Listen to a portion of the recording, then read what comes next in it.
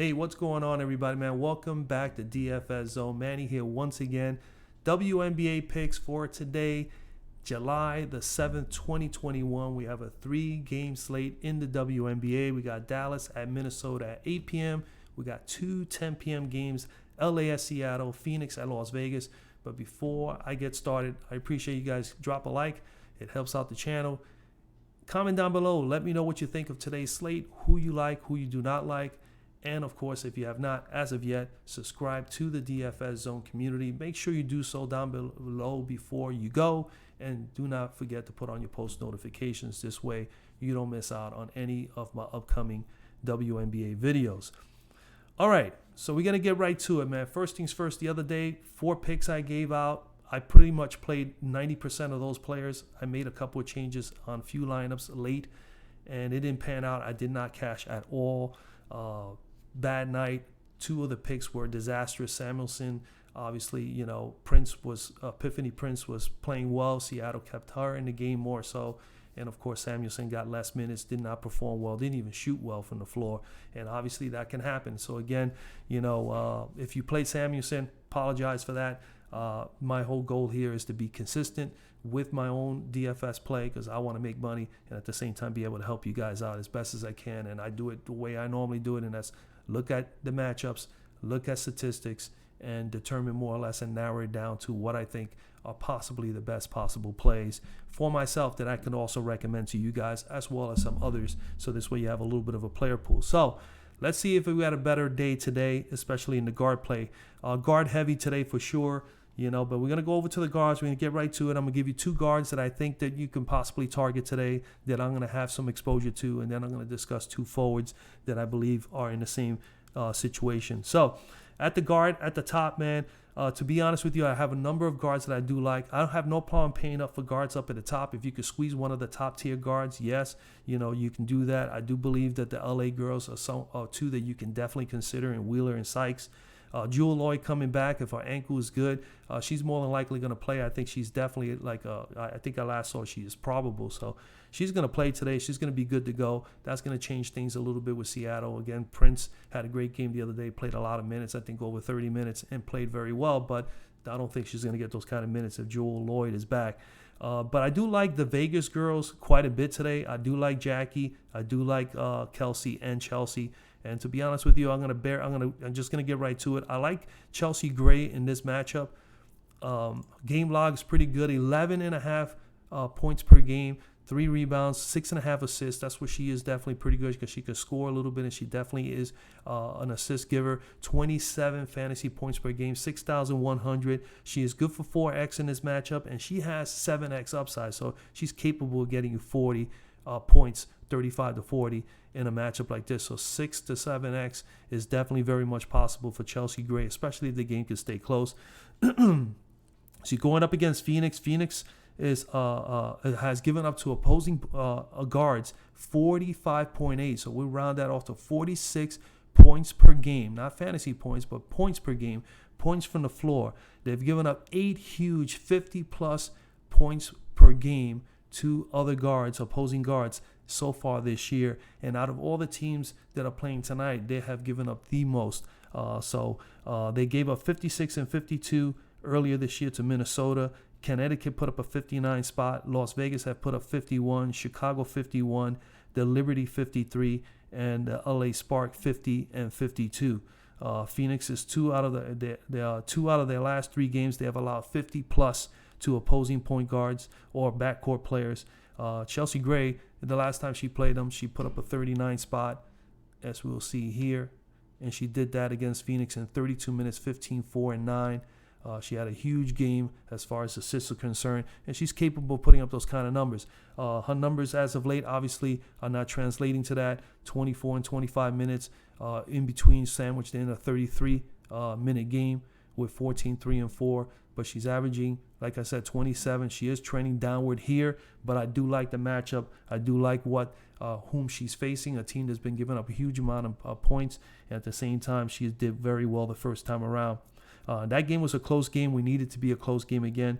That was an 85-79 win. She shot in that game 37% from the floor, 7 of 19. She had 4 rebounds, 9 assists like you see on the screen, 2 steals, 1 block, and 39 fantasy points. At home this year, she's been shooting very, very well, 50%, 53% actually, field goal percentage, 47% from 3, and she has 84% from the foul line. So if she gets to the line, she is very, very good from there. 3 rebounds, 6 assists, nearly 2 steals per game at home, and averaging 30 fantasy points per game at home. So her numbers are trending upward at home in a good matchup, a favorable matchup, in a position where she's facing a team that gives up big games. Now, again, I'm choosing Chelsea Gray here, but I do think Plum is in play and Young is in play. I just felt like paying a little bit less, or at least thinking that we can go a little less here so we could be able to put some money somewhere else. But Plum, for me, is in play, as well as Jackie Young. So take your pick, do your own due diligence, and make your decisions there. So she's my first guard. My second guard that I do like, the Dallas backcourt, because Minnesota has definitely been having trouble containing backcourt players. And Marina Mabrey is in play for me. She's averaging almost 15 points per game, 5 rebounds, pretty much 3 assists a game, 27.6 fantasy points per game. She is good for 5X in this matchup, will be about 25. But as you can see, she has 7X upside, so she can definitely get you 35 to 40. Minnesota, like I said, is coming into this matchup, allowing 46 points per game to opposing point guards, have allowed 7 huge 50-plus games to opposing point guards. They have given up 61 to the Liberty, 60 Seattle, put up 60 against them. Atlanta, which is pretty much a good team, has put up 63, 59, and 50 in 3 games against Minnesota. Chicago put up 66, and Dallas themselves have put up 59 and 56. I don't see it being any different. I think Mabrey put up a huge one the last time, 35 in 17 minutes. She did play 2 games. Her average is a little bit less, as you can see here, but she did put up 28, 4, and 2 in this matchup here on June 19th against Minnesota. She's going to get another crack at it. I think that more so it's more geared to the factors that she's playing more minutes on a consistent basis now, 21 minutes or more in the last 3 games, 27 plus in the last 2 games. So slowly but surely she's taking on an upward trend, and that's what I like. In that game, 35 spots, she shot 43% from the floor, 41% from 3, 2 rebounds, 1 assist. She did have steal, 23 and as you know, 35 fantasy points. She could do a little bit of everything. As you can see, she can score, she can rebound, and she dishes the ball as well as she is capable of playing some defense. And that's what I like. So 5,600, I think Marina Mabrey is in play for me. So there goes to 2 guards, and you still got 5,660. We go over to the forwards, and as far as guards, if the lower end here of the brackets here, tough to say whom is going to probably go off here. But if you're going to go with anybody that may be able to get some time on the floor, I mean, Jefferson may get some time on the floor, maybe someone to consider for Dallas, but I doubt very much so. Canada, obviously, for Seattle, is going to get some minutes. Maybe Dangerfield. Not too high on Kia Nurse, but Nurse is another one at 4,600, at least under 5 you can consider. And of course, Ruquanda Williams is someone you can consider as well. I don't think you should be high. We go over to the forwards. In the forward play today at the top, man, you know, there are going to be some girls that are going to be in a great spot. I mean, Wilson and Cambage are going to be in a position where they can really do some damage for Phoenix, because Phoenix, obviously, Griner, she's going to have to grind considerably here today to hang in there with Wilson and Cambage. And I think she can, if she can get some help, obviously, from Brianna Turner. But if you're going to go with anybody at the top, obviously Breanna Stewart is definitely in play with LA, you know, being one of the teams that definitely struggles up front, you know, as far as with bigs. Wilson and Cambage, if I'm going to go with either one of those two, I'll probably go with Cambage. The only problem is that even though she's 7,300, she doesn't have she doesn't have a great floor. She's capable of getting you 15, 16 on a given night, and then she, of course, can give you the big 40, 50, but she has tremendous upside at 7,300 in a favorable matchup. You know, she can stay out of foul trouble. That's another thing. If the game can stay close, that's another thing. Then Cambage can do some damage in a short period of time, because she is a really good point per minute player, as well as Griner, Collier, and Fowles.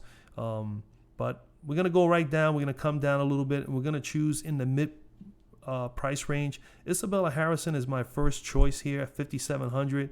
I do like her in this Dallas matchup. She's averaging nearly 10 points per game, nearly 6 rebounds a game, 1 assist, 22 fantasy points per game at 5,700. She is good for 4, and she has 9x upside. She's capable of getting you 40 plus, as you can see here with that 47 spot against the Chicago team not so long ago. Minnesota is coming in here versus opposing big guards, allowing 37 points per game to opposing bigs, and 50 plus games. They have given up 3 huge 50 plus games to bigs so far this year. Seattle put up 52. Obviously, the biggest factor there was Stewart. Washington put up 57 with Tina Charles and Hines Allen, and of course the Las Vegas Aces with Cam Page and Wilson just recently put up 59, where Wilson put up 28 points and had 14 rebounds, and Cam Page put up 18 points with 20 rebounds. So rebounding is an area where they struggle at, and is an area that Harrison could definitely help the Dallas Wings. And I like the Wings front court players with Thornton, Harrison, and Sabali, simply because these girls are very athletic and they go after the boards. So I do like that matchup. Harrison didn't play much at all versus Minnesota the first time around. As you can see, 10 and 15. That has changed considerably over the last 4 games. 22 minutes or better over the last 4. 27 or better over the last 3. As you can see, close to getting some double-doubles. Can score, gets you the rebounds, gives you the assists. She gets a little bit of everything, which I always like to find players in given slates with the best possible matchups that can be able to do a little bit of everything in that matchup. Blocks and steals, she's going to need to do that to keep this game close. I do like her here, 39 plus in 2 out of the last 3 games. IH is definitely in play for me. She is shooting 50% from the floor, 80% from the free throw stripe, 6 rebounds, 1 assist, nearly a block a game, 22 fantasy points a game. Her splits have been really, really good on the road. She is 54% field goal percentage, 72% from the free throw line, nearly 7 rebounds a game, which is obviously above her average. And she's averaging 1 block, 1 steal, and about 23 fantasy points per game, which she's on the uptrend, especially over the last 2 of the last 3 games. So Isabella Harrison in play for me as one of our bigs up front. Next in play for me is going to be, we're going to come down, and the next forward I'm looking at is Megby Gore. Megby Gore is in play for me. 4.9 points, nearly 5 points a game, nearly 4 rebounds a game, under an assist a game. We're not going to get a whole lot of her because she's a front court player that gets rebounds, blocks, defends. That's what we really are aiming for here. Plus 13 fantasy points per game at 4,700. She's good for 4x here in this matchup to get you 16, but she has 7x upside. She's definitely capable of getting you about 30 fantasy points at this price tag here, or better. As you can see here, last game, 23 minutes, she put up 20 points and 9 rebounds, 1 block, 30 fantasy points. We definitely need to see a little bit more there as far as blocks and steals, but she's capable of getting you that. She's going up against the Spark, which has allowed 39.2 points per game to opposing bigs, have given up 6 huge 50-plus points per game to opposing opposing bigs. Sorry about that. Opposing bigs. They've given up 50-plus points per game to opposing bigs. Dallas put up a 57 spot on them. Vegas a 50 and a 55. Phoenix 52 and 53. And Washington 55. LA also the worst rebounding team in the WNBA, which also helps with Stewart and Megby Gore here. In this matchup, she's shooting 49% from the floor, 66% from 3, 76% from the free throw line. The 66% from 3 is a small sample size. She's only taken 3 shots, and I think it's hit 2 out of 3. 4 rebounds, nearly 1 block per game, and 13 fantasy points. But in the last 2 games, very interesting, 55% shooting, which is above, 5 rebounds, 1 assist, 1 block, 1 steal, 25 fantasy points per game. That is up by 10.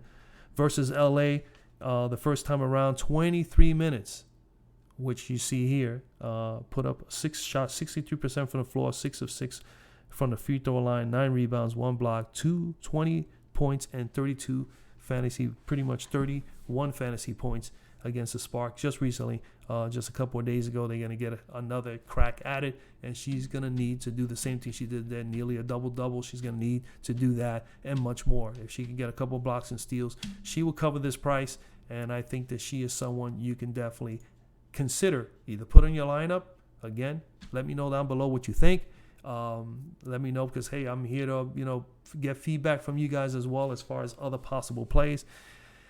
When we think of bottom half here, obviously Thornton is someone to consider for Dallas in this matchup. Like I said, Dallas is, they need Harrison, they need Thornton, and they need Sabali to perform well, not only to score, but to rebound and defend.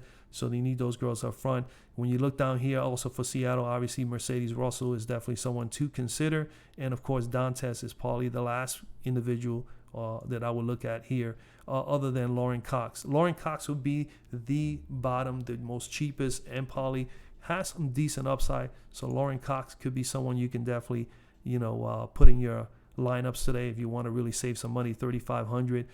You only really need, for 3,500, you need about 14, 15, and she's capable of doing that. As you can see here, she's got as high as 20.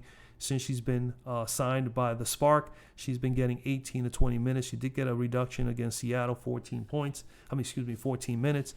I expect her to put up I'm expecting them to eventually give her more time because they need the help up front.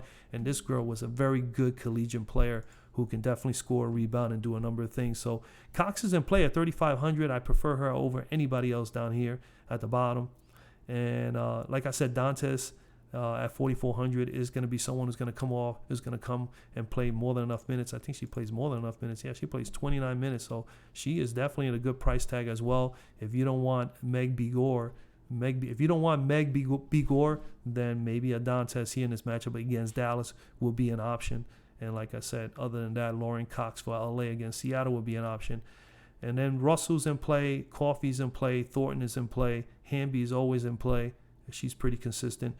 Don't know about Zooey B much today, but then again, Zooey B is one of those. She can get you some big points, and she can get you some days where she doesn't do a whole lot. Obviously, Sabali is definitely in play.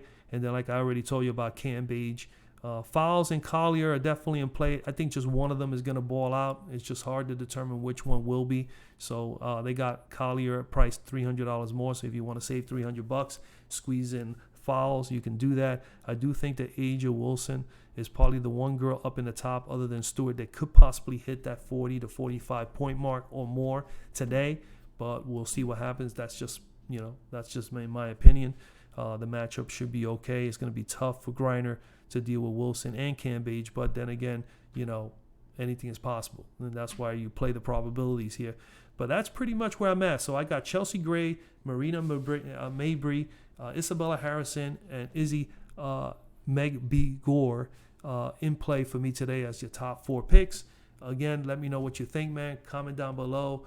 Drop a like, comment down below. Let me know what you think. And, of course, if you have not, as of yet, become a part of the community, make sure you subscribe before you go. And do not forget to put on your post notifications. This way you don't miss out. And I'll see you guys on the next one, man. Peace out and good luck tonight. Peace.